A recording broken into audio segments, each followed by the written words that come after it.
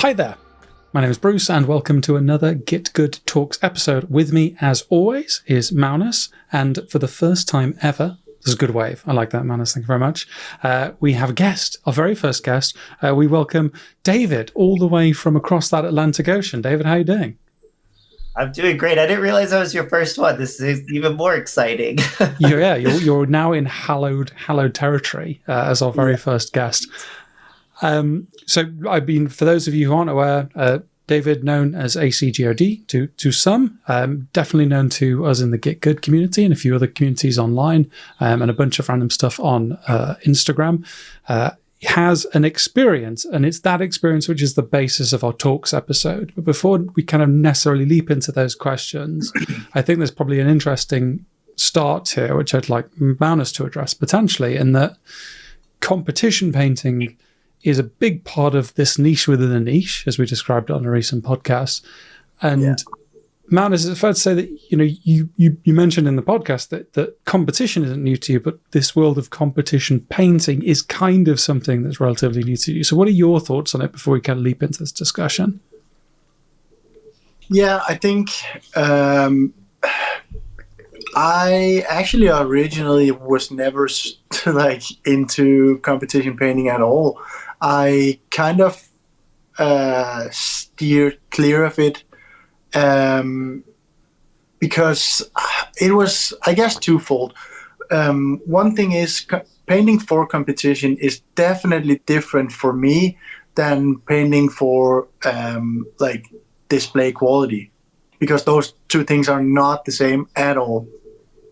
You might not be able to really see from a photo on Instagram, but not the same at all. For me, when I'm painting for competition, everything has to be perfect, or at least as perfect as within my ability, of course. And it's basically kind of I'd say that's the last 10% probably takes as much time and effort as the other 90%, which means generally, if it is for display, you would want to just forego that completely. So that is one reason for me to not really consider it before. That's one thing. Another thing is I really did not want the stress of competition and painting for it to kind of be conflicting with my want to paint something. Because you can kind of get into wanting to pick the perfect model, and it has to be done within a time frame and stuff like that. And I will say I have some things that I am in the process of painting for competition, in the sense that if it's ready, it goes into competition, which means I have a competition piece lined up and it is done and ready, which means there is really no pressure for me to get anything done except if I want to have it done, right? And that's the second part. That is, I did not want the pressure of having to finish something in time or whatever. So yeah, I didn't think I would ever be a competition painter, and here we are. So it's really probably fair to say that it's that element of pressure that held you off from entering that world. Yes. Yeah, and also because I thought, to me, it is kind of like an added level, right?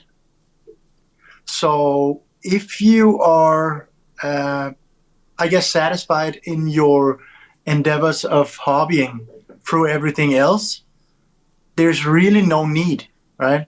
So I will say it was also because I don't think I had really any need or found any reason to really go. Not before I met people who actually went. Mm-hmm. And then, so I guess that's or other people who maybe pushed you to consider doing Golden Demon. Yeah.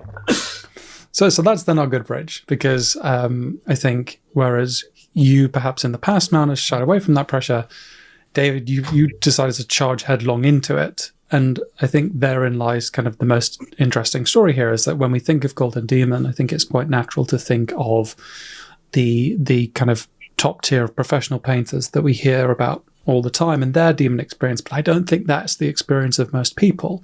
It's actually the majority of people who enter it who essentially represent our community and people like ourselves ultimately. And so I guess before, let's take the start of that journey. Like what got you into miniature painting in the first place? And at what point did you decide, I'm going to do something for what is arguably seen as the biggest competition in the miniature painting scene? Yeah. So great question. I also want to preface this by saying that this is the experience that I have are from my level of painter. I'm not a professional painter. I have a career, and I don't plan on ever making miniature painting my career, but it is my number one hobby and something I'm extremely passionate about. Growing up, I was actually always into like really small things. I don't know if they have them over there, but they said these toys, Mighty Max. And yeah, cool. And Polly in the pocket machines for the girls. That was how it always worked. 100%. So I was the boy version of it. I had these like little tiny encyclopedias that I would roll around with. So I always liked really, really small things. Miniatures, though, were always super intimidating to me. I see an army on display at my local card store, and it was a lot. But one day I was walking through and I saw a Batten, and oh man, it's just the coolest looking model. And I didn't know what I was going to do with it. I just knew I had to have it. So I bought it. I did tons of research into thinning paints, like what tools I needed. And, I kind of, I over studied and did it to the nth degree, which I mentioned this because this is definitely going to play into my journey later. But like looked up tons of things. So I started painting, buying an army. And then I found out like, oh, hey, you don't actually have to play the game. There are groups of people out there who just enjoy painting the miniatures. And so, just started painting. The strangest thing happened. I painted a Death Guard, and somebody said that the wood didn't look very good. And hey, you should check out this guy, Richard Gray. He does wood pretty good, and sent me a video. And I guess that's kind of what started my journey into display painting, and eventually into Golden Demon. And so it was quite a natural progression of you to think, okay, well, I'm now getting more serious in the hobby. I'm kind of graduating away from any ideas of armies. I want to care about this craft, and Golden Demon is that kind of extreme test. That's what I want to aim for. Kind of. There aren't any other like real painting competitions that I was aware of in my area. Golden Demon is, like you said, it's the tip top. That's what people do. And I'd always, heard about Crystal Brush as well, and just how prestigious that was. And so when I started painting my entry, I didn't realize it was going to be an entry. I had no expectations for it to be an entry. But as I progressed, the initial thought was, hey, it'd be fun to go to Golden Demon. It'd be fun to try it out. But then as I went through that journey, I thought I was mentally prepared for the stresses and the emotions associated with it. Absolutely was not, as it turns out. But it turned out great in the end. So, but yeah, Golden Demon was not on my mind when I first started painting. So, and I guess I'll let you introduce the model to people that aren't aware what you entered, because that model in particular, that figure, is something that I think still fills me with fear. Still ultimately something I bought because of your paint job on it, and has since just become this terrifying thing that I still haven't touched. So, number one, why that figure? I think it's a lot of people that the same thing happened to them too. So yeah, why that figure in particular? And just in terms of like when you begin to take it seriously, like, what process did you go through? Like, did you have to start planning everything? Like, did your painting process change to think, okay, this is now for Golden Demon, I now need to do X, Y, and Z? Yeah. So I stupidly entered Mortarion. You It was idiot. my whopping, I think, like fifth or sixth model. No, I think it was like the 12th model I've ever painted. But my process didn't change. And the reason why I picked up Mortarion is because of Richard Gray. That man is my painting idol. He and his Mortarion is what made me want to be a display painter and eventually go into Golden Demon. And so I kind of wanted to do it somewhat as a tribute, maybe a little bit, but I just thought he was the coolest looking model ever. And I wanted to do it right. And so I started off with a knee. I wanted to test out an armor recipe. And after I saw the knee, I was like, okay, I think I can make this pretty good. The NMM I was still relatively new to, but I had an absolutely excellent teacher and mentor who gave me some feedback. And with Magnus's help, I was able to turn that knee into a recipe that I would replicate over. And so planning, no. The plan was to paint it and get it painted really well. So I did a ton of different research. I looked into Mortarion's lore and eventually decided that the white armor would be appropriate because that's what Death Guard used to use. And so the process for him was getting all the armor painted first and foremost. The second part of it turned out to be a little bit more difficult was robe color choice. I was going back and forth between green and red. And it's funny. I want to say this is probably where things started to get to me a little bit. And to be perfectly frank and clear and candid with everybody, I'm a big proponent of mental health. So, I've gone to therapy in the past, and I feel like I know myself pretty well, and I know what my limits are. And I thought I could handle it. But this is where things started to get a little bit heavier. Again, thankfully, I had Mags there for his guidance and his help. And so I was bouncing things off of him. But I realized that I started bouncing more unnecessary things off of him, which I think should have been an indication for me. But worked on his robes, got the robe color choice done. And started working on the chains, and yeah, it was definitely a journey, and I had to bounce around because I don't know if it's my OCD, my ADHD, but one of the things that I really enjoyed about Mortarion is there were a lot of different things that I could work on. So if I was getting bored of one thing or getting antsy, I could switch to something else for a little bit, right? That's something else that's going to definitely play into my stress level later. And something that Max brought up is time and having a deadline. So I'll pause there for a second. Well, I think maybe this is a good opportunity to bring Manus into the story because I'm a relatively new person in this space. Manus, you're I hate to now call you long in the tooth. I think you've been in here for a number of years. Is it the case that, you've obviously seen a lot of people entering the hobby and working on stuff, and I think a lot of times that maybe turns into nothing, and people are like, oh no, I've abandoned this project, X, Y, and Z. So I guess, how did you first connect with David, and like, what were your initial thoughts as this Mortarion began to take shape? Yeah, we actually... He was working on a project before, as I remember at least. And we kind of just chatted different things. And because it kind of developed into starting Mortarion. And I will say, I know you said stupidly, but I almost want to say bravely instead, because I think it was you didn't really know when you started that you wanted to do it for Golden Demon, which means when you started it was going to be your next best project, and you wanted to do it like the best you could, right? And I think even in that light, Mortarion is pretty. Yeah, it's a bold choice.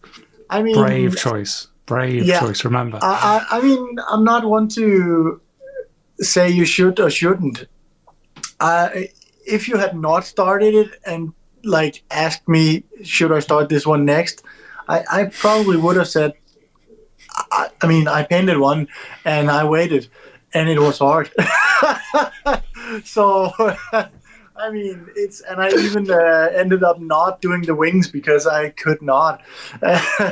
So, I mean, yeah. So, I mean, even then, but I guess, yeah, we knew each other already, and like you kind of always within community find people that are like-minded, which means people who kind of share your, I guess, interest for detail, if it's detail, or color, or freehand, or whatever it is. So oftentimes, at least, you will even go deeper into the niche of the niche of the niche and find people who are like on your wavelength or who complement you in some way, right?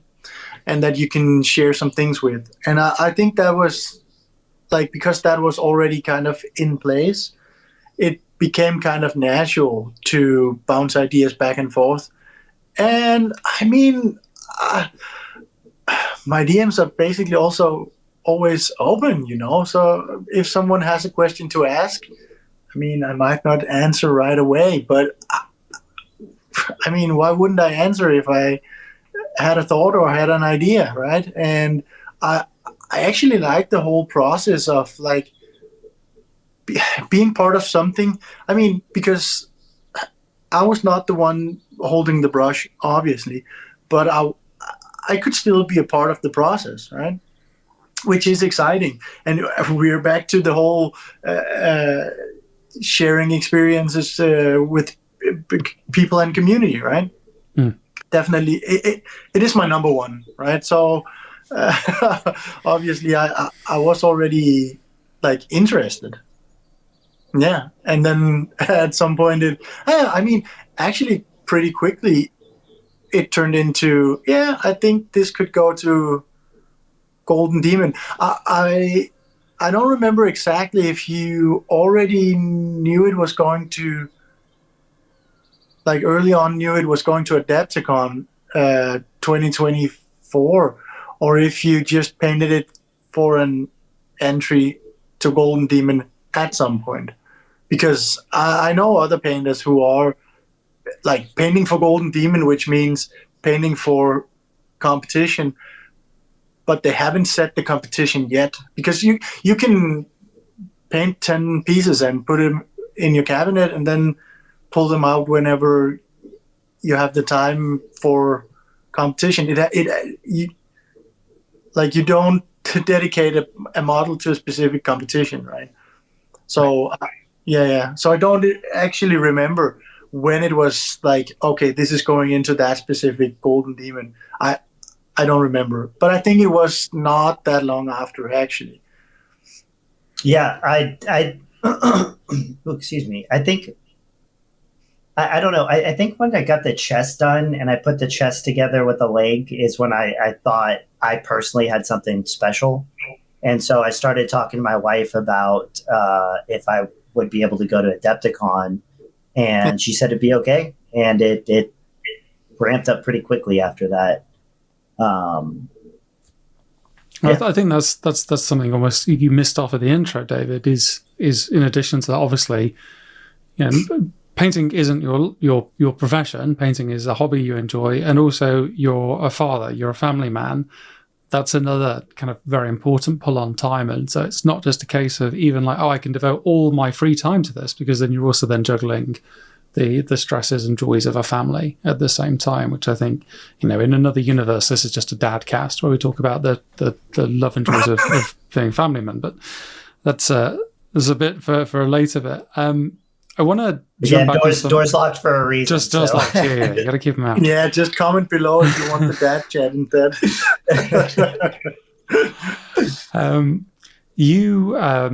you mentioned obviously Rich Gray as a source of inspiration. I think obviously he is the Nurgle king for many people, certainly in the hobby space. Mm-hmm.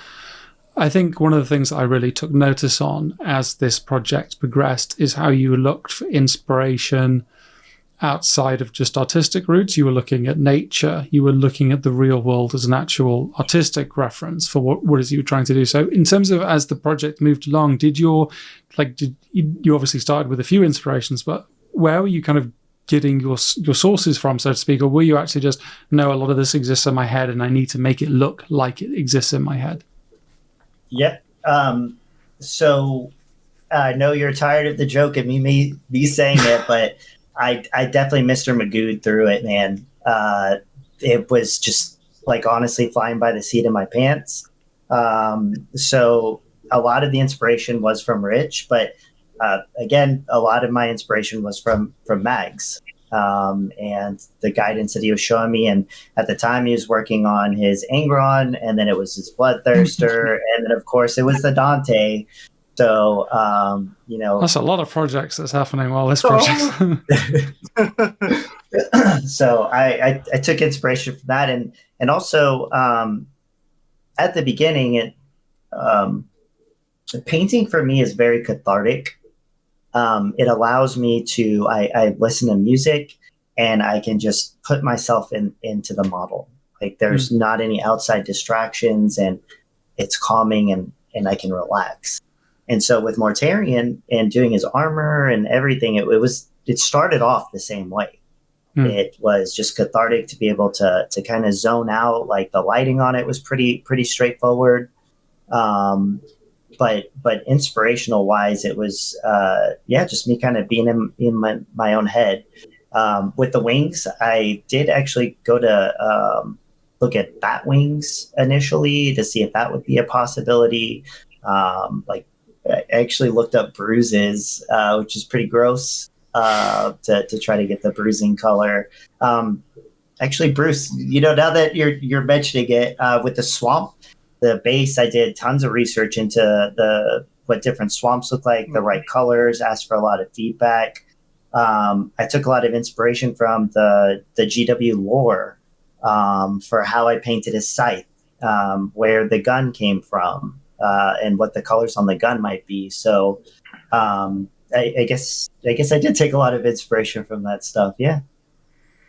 It reminds me of something Luton said. Luton 09, the famous Warhammer lore king, in terms of knowing the lore and appreciating the lore, can often help you as a painter, because it is a pure source of inspiration. I think a lot of the reason that people get into this stuff is the lore is pretty cool, and therefore it can be a real thing to base an artistic endeavor off.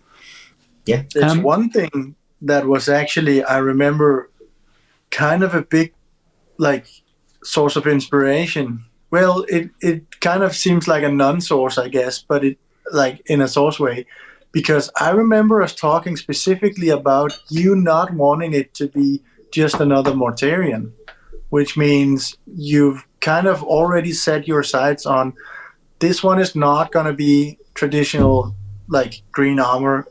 I want this one to look like at some point in the lore where that can support another look, right? Because you did not want it to look like, I'm not saying every Mortarion looks the same.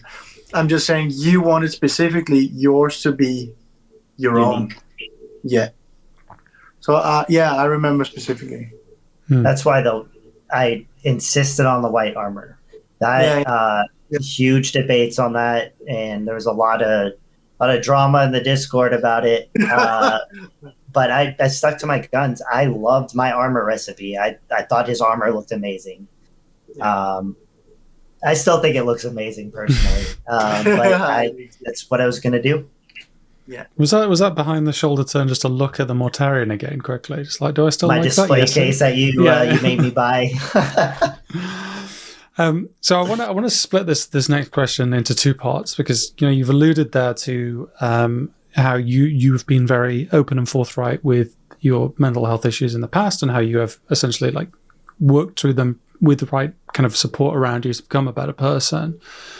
And I would probably want to split this question into two halves. The first being like the technical challenges that you had to deal with. Like, this is obviously, you know, the classic thing with Golden Demon is everything has to be 100%. You can't half-ass anything, and that goes down to model prep as well. And as someone that often discovers mold lines halfway through a paint job, that makes me very sad. We all do. Yeah. So I guess like that's the first half. Hood, maybe. I wouldn't possibly say. So like the first half is like the technical challenges that you had to overcome, and then I guess with that, the emotional challenges that you had to overcome to get this piece finished and ready. And you can tackle those in any order you want, but I think this is perhaps one of the things I really want to address, because I think a lot of the talk around competition painting is just do it, you'll have a great time. And I think it's a far more nuanced answer than that personally, but I'd love your perspective on this. Yeah, so let me address the technical part first, because that's way easier. Yeah, I mean, it's, how do I describe it? It is tough at first, and you realize pretty quickly that, like, no matter the model prep you do, you're going to find mold lines as you're painting. Like, they're just going to pop up. And when I was first working on it, they stressed me out beyond belief. Like, it's like, oh my God, like, I can't believe it. Like, here's another mold line. Morty's hood was a nightmare. I think I had to repaint it 3 or 4 times. Yeah, 3 times. Yeah. And at first it was scary. Like, you know, you're taking a file and sandpaper to something that you just spent hours on. But by the end of it, it was, I mean, it just, you're used to it. One of the biggest technical hurdles, and something that, that legit scared me, was the arm on Mortarion didn't fit correctly, and therefore his tube wasn't fitting in the socket all the way. And I tried to sprue glue it in, and it wasn't working. And so I had to cut off a minuscule piece of tube from something else to attach it on there. And the idea of it was daunting, but as I started to do it, like, it was just more model prep, you know? It had to be done. Because like you said, and Bruce, I definitely want to touch on this later as we get to Golden Demon. And my experience at Adepticon. But the expectation is for it to be perfect, right? And I couldn't have a half-assed tube that's not sitting in his chest. And so the technical difficulties became things that just had to be done, and they were expected to be done. And once my mind kind of shifted to that, it was very easy to overcome any type of technical challenges I ran into. The mental part of it was, yeah, it was, and Max is laughing because he got to experience all of it. He was my dumping ground for a bit, which, again, man, I can't thank you enough for the support, and I don't want to turn this into a podcast and me kissing your ass the whole time, but you're a great person, and thank you so much. Because I think what happened, like, I personally kind of know the dangers of what social media can do. It's a great tool, but it's twofold. You can get a lot of inspiration from it, but it can also be, you know, overwhelming. And my problem is I did not see Discord as a form of social media when it should have been treated as such. I was posting updates and either maybe not getting the response that I wanted, or somebody else would post like this, who was it? It was this pretty awesome, I think it was a Dante that a guy in our Discord was working on. You gotta that turned out to be pretty good. So I started to kind of get in my head, and I turned my hobby into a job. At first, you know, having 6 or 9 months or 10 months out wasn't that big a deal, but then this deadline kind of started to loom a little bit closer. And as I was working on Mortarion, I started kind of craving that feedback unnecessarily. I wanted people to, you know, think it was good, because I'd been working on it for such a long time that I don't know if it's art blindness, or I think there's an actual phrase for it, but I legitimately couldn't tell if Mortarion was good anymore. And so I was working on him. I mean, I think overall he's got 600 or 700 hours into him. Because my thought process was if I'm going to compete at the same level as the Richard Grays, as the Andy Wardles, as the Aarons, like my piece, like if I put that many hours into it, then that might overcome some of the gap in their skill. That turned out to be kind of a double-edged sword, because the more time that I put into it, the more insecure I became. And there was a point, I forget exactly where it was. I'm sure Bruce Maggs, you can probably pinpoint it, but things started to go downhill very quickly, and I started to get in my own head a lot. It was not a good time. Well, I guess there's a good point to maybe bring you into the conversation, Max, because you by your own admission, you are a bit of a support network for a lot of people out there in the wider community. So was there a point where you're like, hey, this is maybe going a bit off the rails? Or what was your perspective of it? No, I'm sorry, I want to interrupt, because Mags was supportive the entire time. Like, he was telling me that maybe I needed to, take a step back, to take a breather. No, completely. But it's more his perspective of your headspace is the question. Oh, yeah, okay. Yeah, I think it did. There was a shift. I'm not sure when or where, but it kind of shifted from something where I would say you were still in control, but in the sense that if someone said to you, "This is fine, don't worry about it, think about this one later and get to whatever," you were still open for people like giving you the feedback or pointing in the direction or whatever.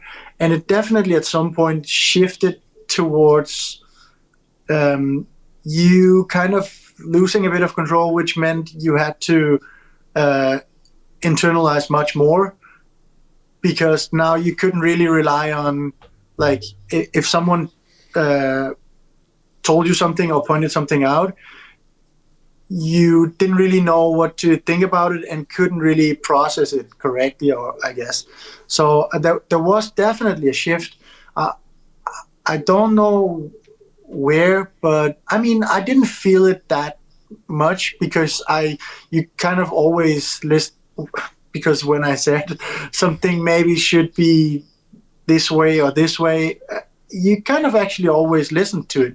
But it's kind of like, yeah, you've said it sometimes before, that it can get into that. Yeah, of course my mom would say I'm pretty, right? But yes. I mean, sometimes you would want others to say, yes, he's a handsome boy. And you kind of crave, and I mean, I know you're saying you shouldn't have turned Discord into whatever, but I think the issue is you're probably hoping, like, with time put in, excitement would like rise, right? Yes. And it's oftentimes actually the other way around, because the tiny detail you've like struggled with for 10 hours and finally fixed it or whatever means so much to you or me if I'm following along closely. But for someone outside, probably not very much. So I think that the real danger is expecting, like, as time goes, excitement should be going upwards. Often it isn't. Yep. Yeah, it would for you, or it would for someone close, but for what people just watching through Discord or Instagram or whatever, they're kind of looking for like something wow, or something that is really new or different or whatever. So it is the few that would be looking at whatever the shadows or bounce highlights in in the underside of a scythe or whatever, and be like, wow, that is amazing. I mean, some people might think it, but you won't get 1,000 likes from that. I guarantee it. Even though you actually feel like you're pushing much more here. And I think that was when it you kind of shifted a bit, because you were craving something, I guess, different than you were like receiving, right? Yep. So I think, and yeah. I would say you also reminded me, I think the other part of it is I started struggling with handling unsolicited feedback. Because when I was getting feedback on like, hey, you can add this bounce highlight, or maybe if you touched on this a little bit better. But then people started giving me feedback on my color choices that I had already spent like months agonizing over. And instead of just like blowing it off, I started to, like you said, it's very insightful. I started to internalize it. Yeah. And it started to become very difficult to maintain that control. Yeah. And I think that comes from, because not a lot of others would know how much you've already thought about this, and how much you've already tweaked, and how much, like, all of what has gone before is only something really for you to experience. So someone being thrown into it, or seeing it on media or whatever, they can't know. They wouldn't know that you already spent 400 hours thinking about all of these things, and they would be looking at the snapshot or whatever and think, maybe if you turned it more green. Yeah, and now you're kind of getting frustrated because you've already like kind of explained this 100 times and already like made your mind. And I mean, that is a great reason why generally unsolicited feedback is frowned upon, because I mean, if people ask for something specific or say, can you give me feedback on this? Perfect. But just spilling your thoughts on something, I mean, sometimes people actually have been through all of this before and don't really need you to, okay, can we talk about this again? That, like, because they didn't talk about it before, right? And you already thought about it. So yeah, I think you're completely right that there was a shift in how you kind of, also when you get more stressed, you are definitely not open to. Wait, me get stressed? What? Or me, or Bruce, or anyone gets stressed. You're not really. One thing is open to it. Another thing is, I mean, in Denmark we say pyt, which means it's whatever. But you can't really say pyt to anything when you're just stressed out. So you get angry or frustrated or. This is why I want to see Onion Knight stressed out. I want to see him reject some advice, because that boy just takes it all. Well, no, the trick is he takes like the 1% he thinks matters.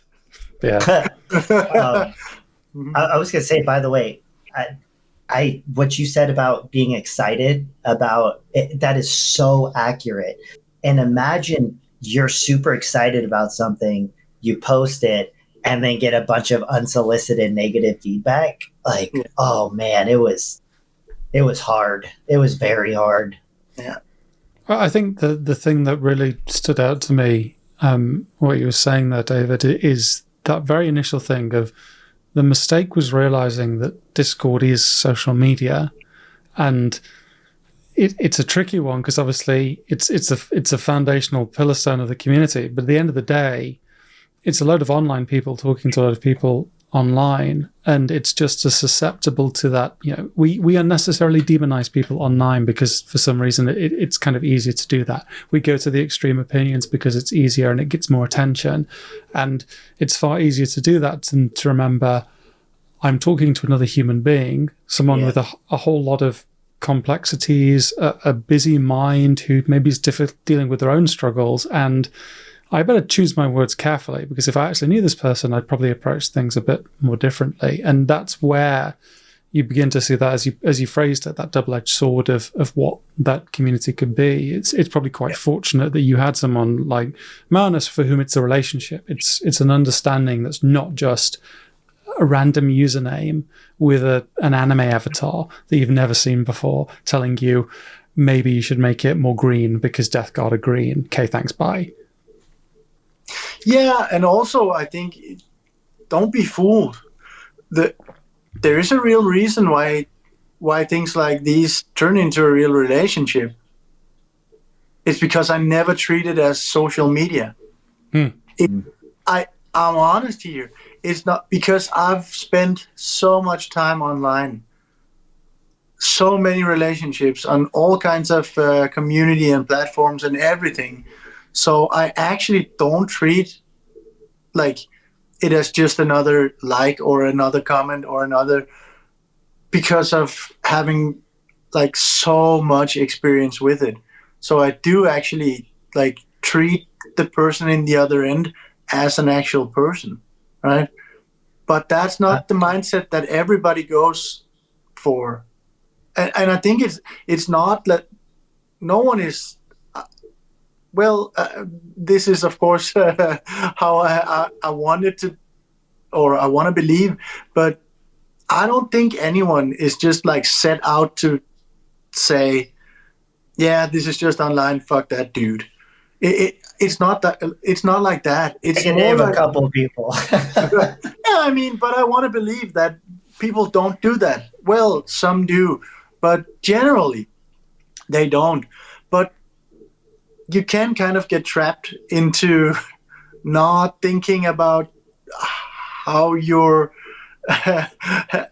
what you're saying is being I guess interpreted. So even choosing your words, and because everything is in text, so it's up to you're reading into it whatever you think the intent. I because I remember us actually talking about it, that like if you read something online, be it feedback or whatever actually, and your first thought is this is with a good intention, then you will read it differently, right? But if you're already stressed out, you probably won't be thinking that, right? So now you're already reading something into it that maybe or maybe wasn't intended, right? So online society is definitely a double-edged sword, definitely. Yeah, and a lot of the people that were giving me the feedback were people that I because I agree with you, Mags. And by the way, I do know your name is Malnus, and I prefer to call you Mags. So it's a stupid American thing or whatever. No. But these are all people that I had been in the Discord with for years, like literally years. And so when I was getting that feedback, it wasn't a random online person to me; it was a friend. And so it started to hurt a little bit more in that space. But this is at my level as a hobbyist, right? I'm sure that people who have done this before, I know I certainly can handle it way better now.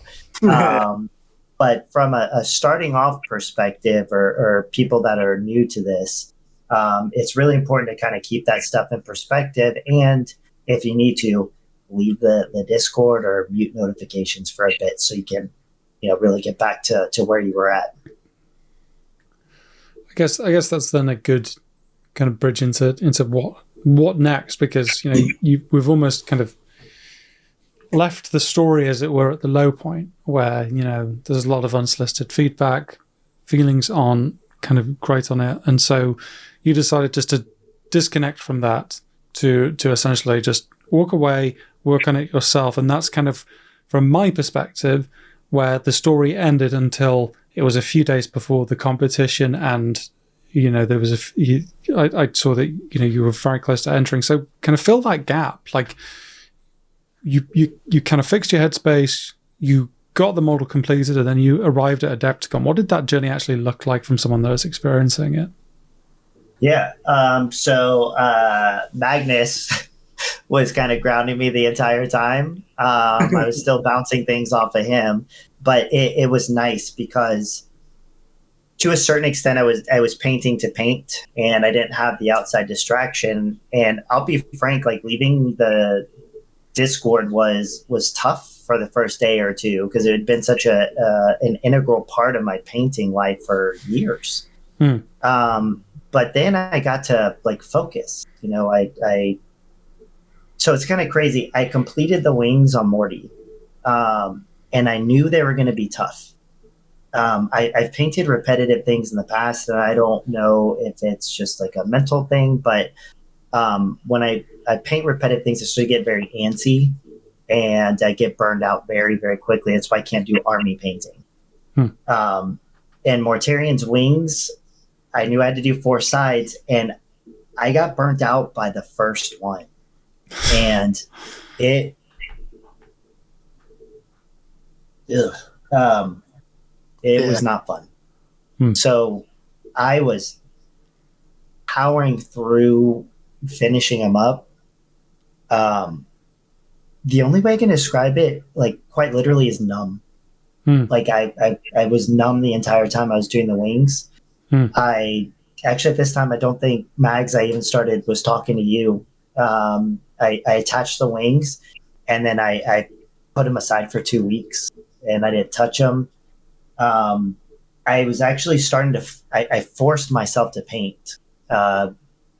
It was very interesting because this is also when I was talking to Dave Colwell. He's giving me feedback. God, he's the nicest man on the face of the planet, by the way.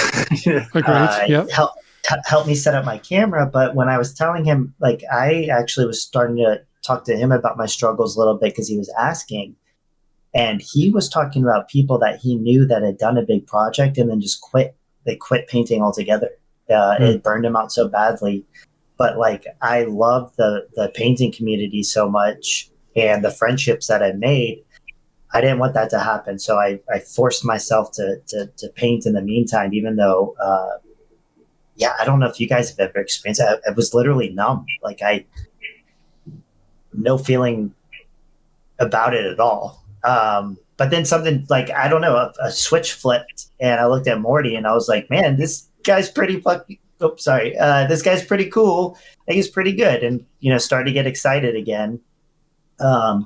So yeah, got him attached to the base, and made my way to Adepticon.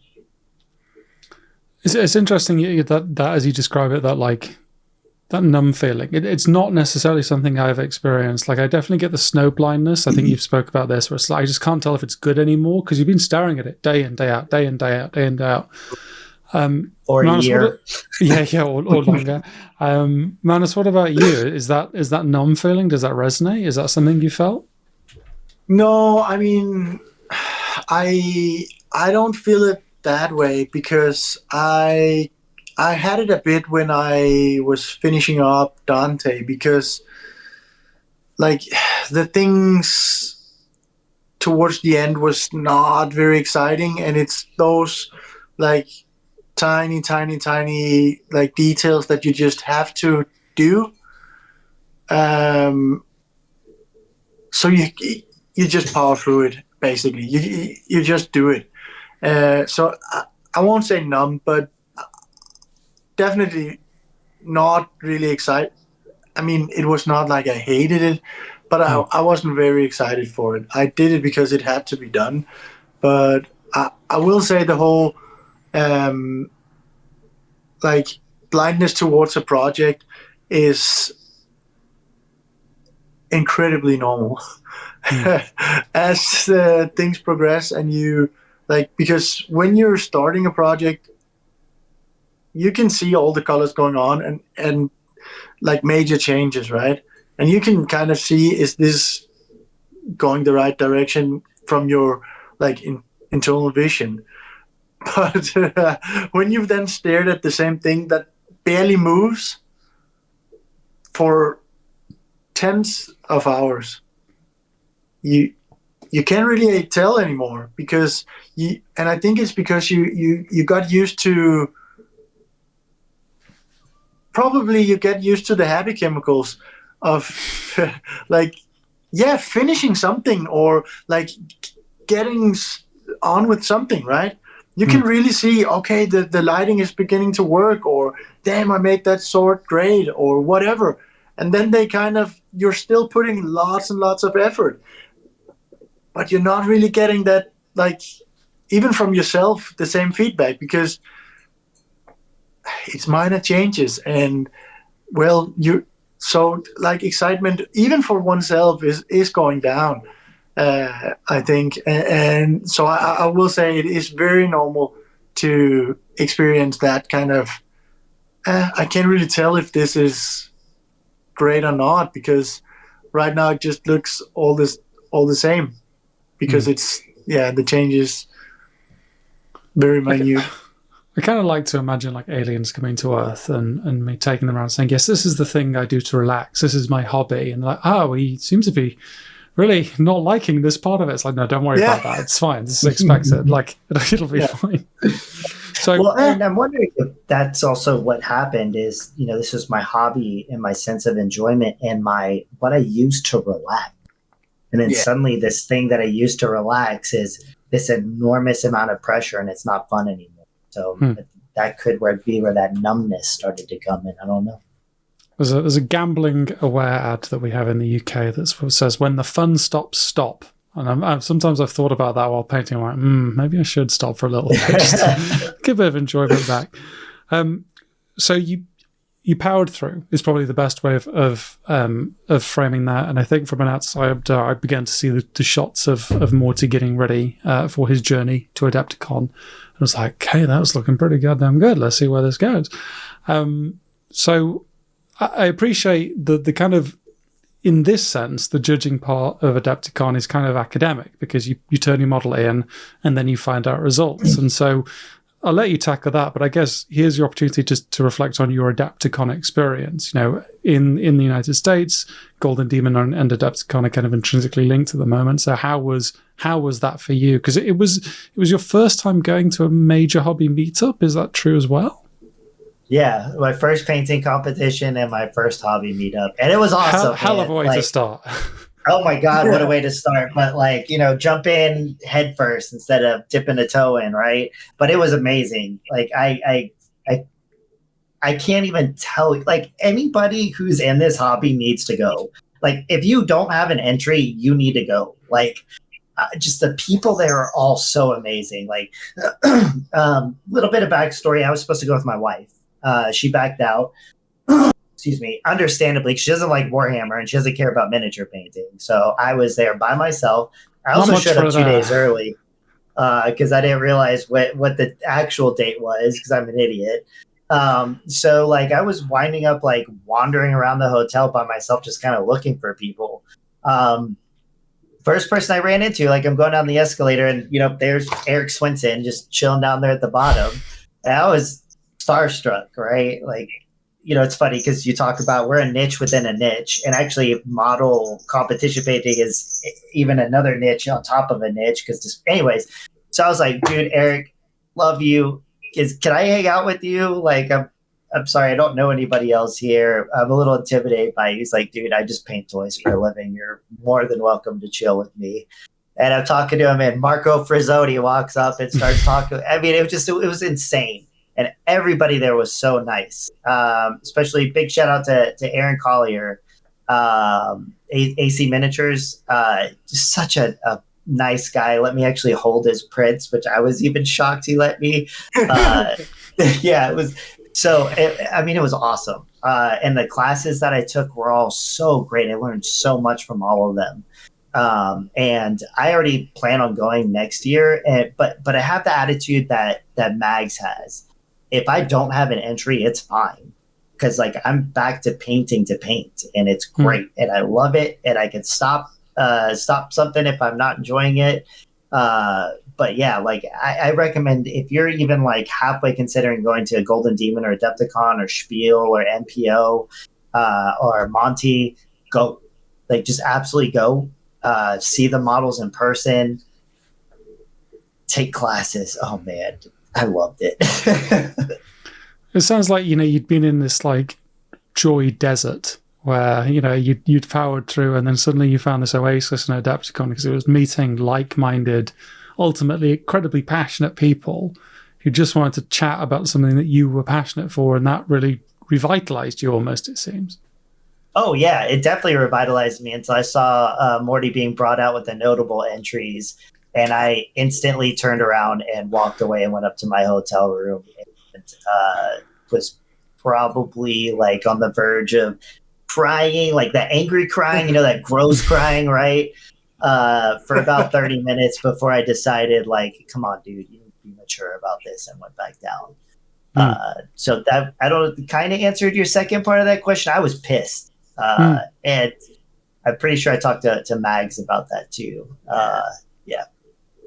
And I think that's kind of a vital piece here, is that I think it's very easy to frame these stories as a sort of like Cinderella story, but actually for most people, the vast majority of people, I think the vast majority of people then won't even get the notable. So the fact that obviously you got the notable is for many people a dream. It's a dream within a dream almost, and so obviously then in comparison to that, then it seems like this massive deal. So the fact that you entered, but obviously you'd invested yourself into it, and that can be, if it doesn't match up to your expectations, that can be a real kick in the gut, especially when you've been surrounded by so much kind of positivity. Gray and Andy and AC and you're right, and I apologize, because that's a good point. Like, I don't want to diminish the other notable entries out there, but the notables that I saw my Morty getting mixed in with,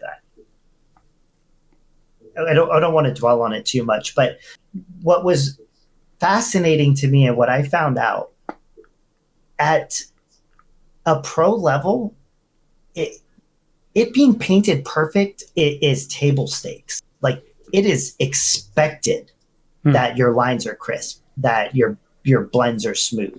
Like, what they are looking at is composition, is color temperature, is all of the things that take that to that next level. And Morty by no means was painted perfectly. There were a lot of flaws, especially on the wings.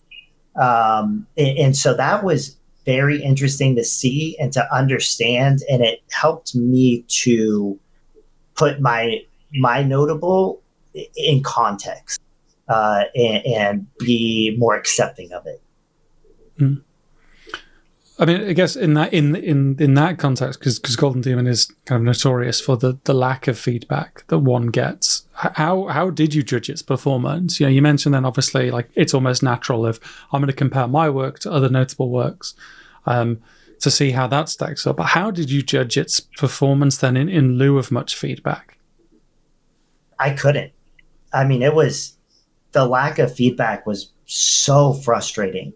I managed to run into one of the other guys. I think he's in charge of Nova, and he actually spoke with me a little bit as well. And then I also ran into a gentleman by the name of Andy, who I think actually might be in charge of Golden Demon.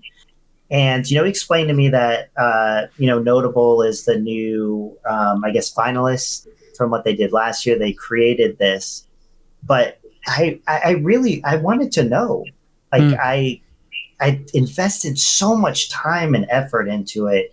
And there was another Materian there who, you know what, I want to take a step. I don't want to talk bad about other people's entries, but unfortunately, without feedback, I had nothing else to try to understand why it got put into the notable category.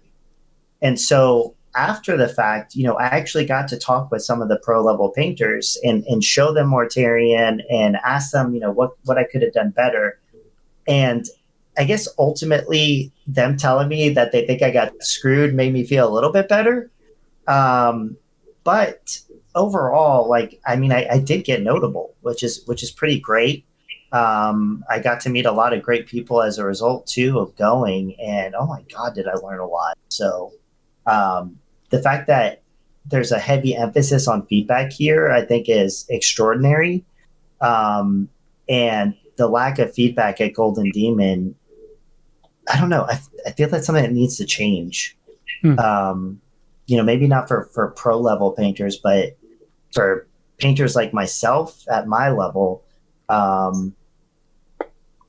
I think it's very badly needed. I guess, Manus, is a good opportunity to bring you in, because a large part of our Patreon is feedback. It is giving critical appraisals of work. Like, how do you think you would react in a similar situation of like, oh, how do I judge my piece here when I'm not hearing from judges? Like, how would you go about that? And like, what do you think of that as a process? First off, I will say I would like to take the approach of I get what I get, but I would be lying if I wasn't like hoping for the top level. Of course I am.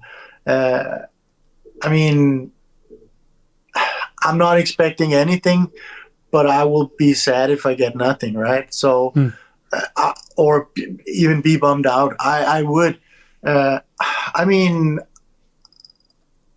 I think the whole feedback thing is, yeah, it would be nice, but there's just the logistics within it is massive, and it's just really not their style, because they are basically looking for flaws to like push your work or whoever's work it is down in comparison to others to find a single winner, right?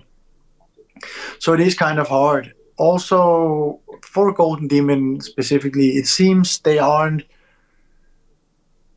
very clear on exactly what is counting for how much, and like, is it this kind of pace, and is it, and them having to say it is exactly this means it's like it's very rigid, right? And I don't think they want that at all. So I mean, while it is frustrating, and I understand that I would want feedback on my piece too, but I understand why they don't give it, and I expect that as a part of it. I would ask peers. Yeah. What do you think? And then hopefully get some feedback. Maybe it wasn't even that made it not get what I hoped, but it would be at least feedback from others who could see, okay, this could be better, right? So even though I wouldn't know if that was what was the deciding factor on the day, it would still be something for me. I want to say a shout out to Aaron Clark, AC Miniatures, who his beautiful, beautiful Horus got a bronze. And I personally, I would have wanted it to get a silver. The AC said, yes, I would have wanted that too. But the judges must have seen something that I didn't. So pushing that whole thing like away and saying it got what it got, and they saw something that I didn't, or that others didn't, or whatever, and that is why I got what I got. What the specifics were would have been nice to know, but ultimately it's not the most important, actually. Right? Yep. So, I mean, I understand the whole deal about feedback and whatever, but I mean, I would seek it elsewhere. And other people would look at your piece and say, these things could have been better, and maybe it was this that made it get what it got. And that would be my workaround, I guess. Well, and I want to say that, like, that was kind of my pre-Adepticon way of thinking, because one of the things that I was really hoping to get from Golden Demon is to understand where I was as a painter, like stacking up to other people, as a beginning, intermediate, and I didn't get that, and that was very frustrating to me. And I think that's why at the time I really wanted feedback from the judges. Now I don't really care. But at the time, that's something that I was really craving. And exactly like you said, what was it? You messaged me. It's like, you can buy a lottery ticket and have no expectations to win, right? But still be disappointed when you don't. Yeah, and that's kind of how I view it, in the sense that when you buy a lottery ticket, you're hoping to score big, right?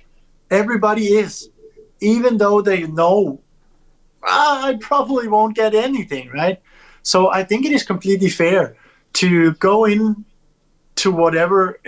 I mean, it doesn't only have to be a golden demon, but whatever it is, hoping for the best, but maybe not expecting to, I mean, reach the stars, because you might not, right? I mean, it is easier to say than it is to do. I think that's what it comes down to. It's easier to say than much do. easier. It is for me too. But I will say, actually, the more you say it, oftentimes you more will believe it, right? The more you repeat the same things, the more you kind of try and, well, it kind of becomes your way of viewing things. And there's obviously like there's perspective gaps here, and obviously like in future we have to get someone on who has entered a lot of competitions to see that perspective, because I think from mine currently is someone that, you know, is entering their first competitions or is in those first few steps. It's like it's easy. It's one of those things that's just like, I'm not a monk, unfortunately, and I wish I could separate my emotions from something that I have poured myself into, but I can't. And even though the cold, logical part of my brain knows that, look, based on where you are, based on what you're up against, adjust your expectations accordingly, there's still that emotional core which is like, but this is me, this is mine that I'm putting into the world. Well, maybe someone will resonate with it. And I you know, it was one of the organizers, that a fan that was saying, like, the reason that he prefers open format competitions is because in an open format it feels like a celebration of the hobby, whereas in a closed format it feels like you have to snipe everyone else's work so yours has appeared better.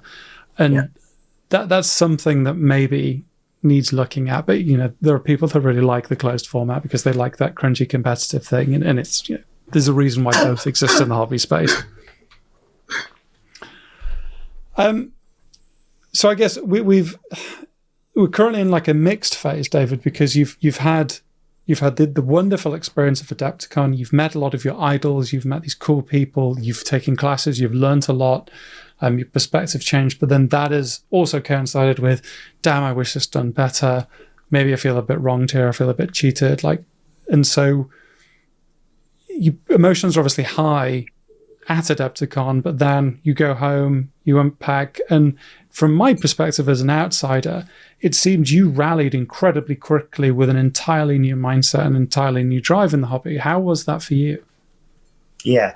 So first off, I apologize for messing Aaron's last name up earlier when I mentioned him. It is Clark, not Collier. But I think the rally was my wife, honestly. Like, I was really upset, and it was this random message. She's like, okay, so you're going to quit painting now. It's like, what? No? Why? And she's like, you seemed really upset by it.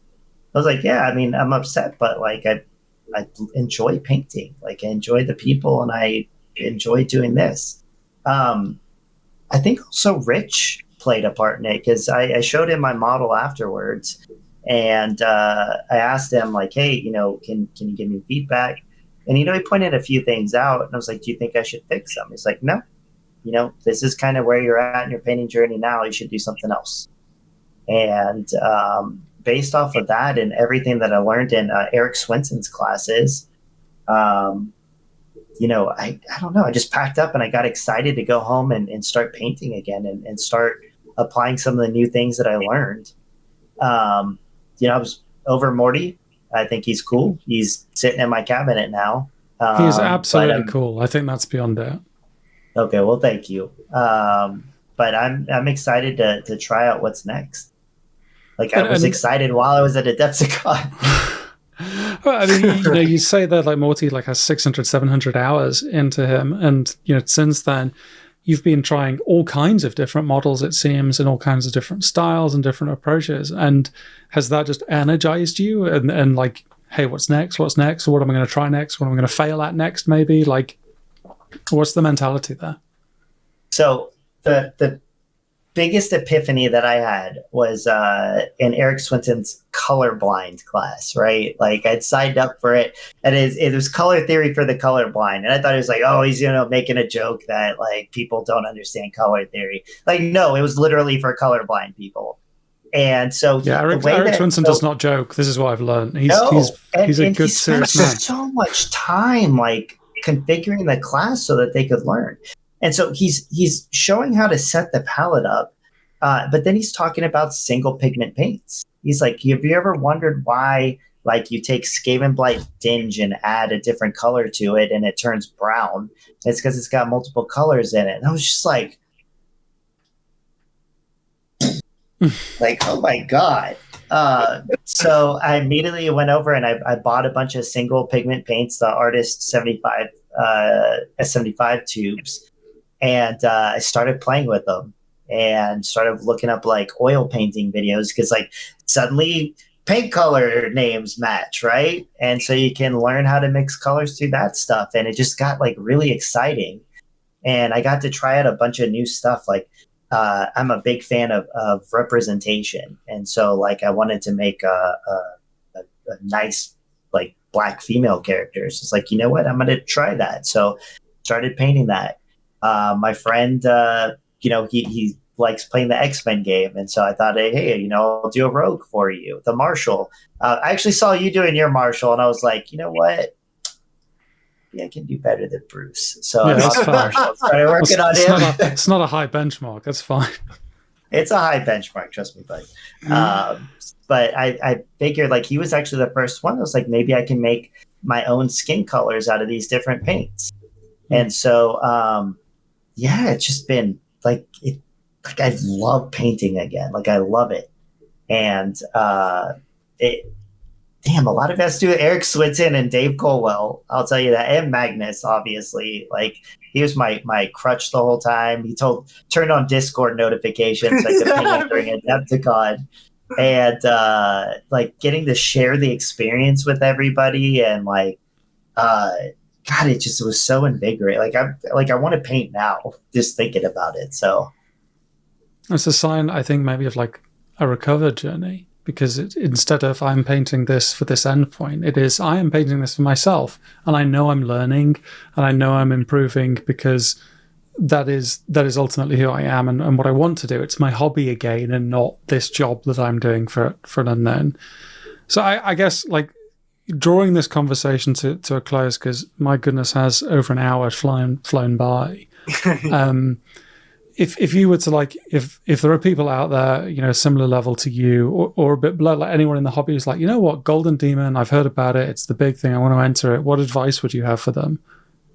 And you can't say run away. Like, how would you break that down as the one Golden Demon pro in this chat currently? What would you say to them? Mm-hmm. Oh, I guess I am. Should I, maybe flex a little bit? You should have flexed. I don't want to give the same feedback that everybody else gives, right? Of like, pick a model that you really want to paint because that's stupid. Everybody already knows that. I want to more warn about the dangers of other people's opinions, right? You need to surround yourself with people that, like Mag said, that are like-minded and will support you and help you throughout your journey. Because it is beyond valuable. It's invaluable. The other thing is to honestly paint to paint, right? Like if you're painting a model and you want it to be for Golden Demon, don't forget why you're painting it to begin with. Like, this is your hobby. You love doing this. Like, don't change that. Don't turn it into a job. Don't get back to that feeling of that being numb or you have to do it. Enjoy the process and just go. Like, everybody, like, I know it sounds cliche, but go and meet the community, meet the people. Like, they're all wonderful, right? Because we're a niche within a niche within a niche within a niche, right? And we keep adding a level of niche to this. We've got to be careful. Well, check it out. So we have Warhammer, you have army painting, you have display painting, and then you have Golden Demon. And Warhammer is a niche, right? I don't care if you have Henry Cavill's all over it or whatever. So yeah, like just enjoy it. And if you stop enjoying it, stop. Stop. Like, just seriously stop. It's a lot easier to say than to do, especially if you've got that deadline. But go outside, go hang out with your family, do something, but just like take a break. Like, absolutely take a break. But don't forget why you're painting and why you're doing it. This would be my biggest advice. Yeah, I agree. I guess then, like, Manus is someone that gives feedback a lot of the time, and someone whom I would argue has a real skill for it. But I'm very biased, so that's my view. What would you say in terms of like expectation management and essentially entering something which, I mean, my personal opinion is I think the community has a unhealthy obsession with hours spent, but like how would you manage those expectations and ultimately try and set someone on the path to success? Yeah, I generally try and be pretty straightforward and say that I mean, one thing is what your piece could get, another thing is what a judge would judge it to on the day, because everything is so subjective. So I generally try and say anything can happen. I mean, of course, Golden Demon Golds don't walk away with nothing, but they might not be a gold on that day. It depends on the judges. It depends on who else is putting stuff in. It depends on so many things. So anything can happen at the competition. That's just how it is. And if, like, try and go for the right reasons. I mean, if your right reason is competition first, sure thing. But I want to say if you're going for community, just remember you're going for community, and take whatever you get with you and enjoy. So perfect. Well, thank you, Manus, and special thanks to you, David, for agreeing to do this and talk through what is, ultimately been a very personal thing for you, and certainly something that has touched probably more aspects of your life than you expected when you thought, I'm just going to start painting some cool figures because this Abaddon's cool and I'd like to paint it. Giving you any final words, is there anything you'd like to let the lovely listeners and or viewers out there know before we sign off? No, I'm very flattered that you had me on as a guest. Thank you so much. I really hope that people are able to learn from this, because there needs to be more display painters. There need to be more people entering, and the community really needs to grow because, again, everybody is so wonderful, and they're a pleasure to meet, and more people need to mesh and meet each other. But if anybody ever has any questions, like, I'm always open, always happy to help out. And if you're struggling with mental health as you're going through the process, just realize you're not alone. It's normal. People go through it. And at the end of the day, you ultimately really need to take care of yourself. That's an excellent last words to end on. But Manus, is there anything you'd like to say, having listened to the discussion, participated in it? No, it would be the same. Yeah, mental health is the most important, and then, I mean, because you can't enjoy a hobby if you're not in the right mindset anyway. So, I mean, you got to take care of yourself, and then have fun painting. It is number one. Yeah, have fun painting. Have fun painting, and I definitely echo that. That's that mantra of it's okay not to be okay. Ultimately, there's no shame in reaching out and saying, "Hey, I'm struggling with this. Can we talk about it?" You don't have to mask that behind, searching for good comments on a piece you've done, etc. Like, people are out there willing to help and ultimately extend a hand. So, I hope that's been interesting to the people watching. I think so much of the conversation around Golden Demon is either getting crunchy about the format or focusing on the people that walk away with gold or the Slayer sword, and they have their moment in the sun, but that's not the majority of people. The majority of people is probably encapsulated in this story, and if you're thinking out there of getting into it, this is probably hopefully going to be more relevant to you and hopefully resonates on a more personal level. So yeah, thank you. So thank you, Manus. Thank you, David. Thank you for watching. Until the next one, get painting and get good. Goodbye. Bye bye.